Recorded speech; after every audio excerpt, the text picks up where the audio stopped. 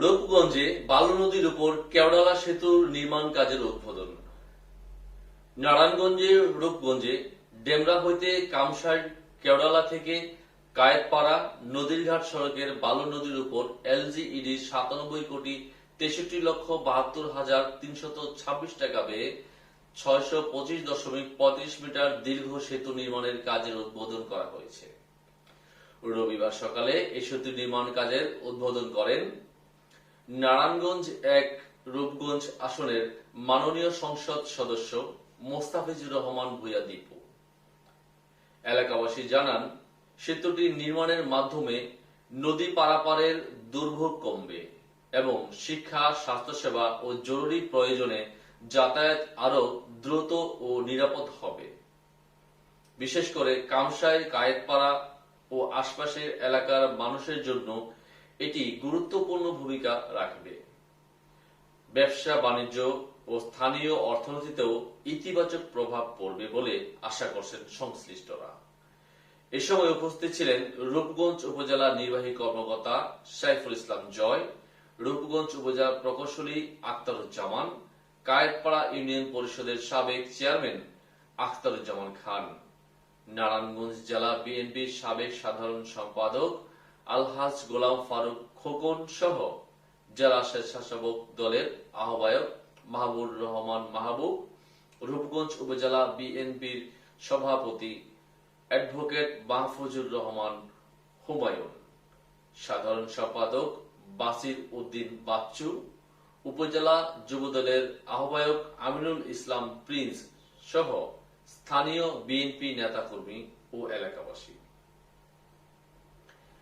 এই সময় সংসদ সদস্য মোস্তাফিজুর রহমান ভূঁইয়া দীপু বলেন, এই ব্রিজটি কয়েকটি সংস্থা মিলে বন্ধ করে রেখেছিল। তাদের বিরুদ্ধে কেউ কোনো কথা বলতে সাহস পায় না। রূপগঞ্জবাসী যখন আমাকে সংসদে পাঠিয়েছে, আমি আল্লাহকে ছাড়া কাউকে ভয় পাই না। আমাদের এখানে জলসিঁড়ি আবাসন প্রকল্প আছে, তারা যদি সরকারিভাবে জমি চায় তাহলে একোয়ার করে নিতে পারে। এটি প্রায় 100 কোটি টাকার একটি ব্রিজ। এই ব্রিজটা না হওয়ার জন্য অনেক ওয়েতে চেষ্টা করছে। আপনারা দেখেছেন, এই ব্রিজটা ভিত্তি স্থাপন না যাতে হইতে পারে, অনেকে চেষ্টা করছে যাতে এই জায়গায় জমির সমস্যা, ওই জায়গায় জমির সমস্যা দেখায়, কোনো না কোনো অজুহাত দেখায় যাতে ব্রিজটা না হয়। ব্রিজটা না হলে কি হবে, আমাদের এই জায়গাটা, আপনার জায়গাটা ডেভেলপ হবে না।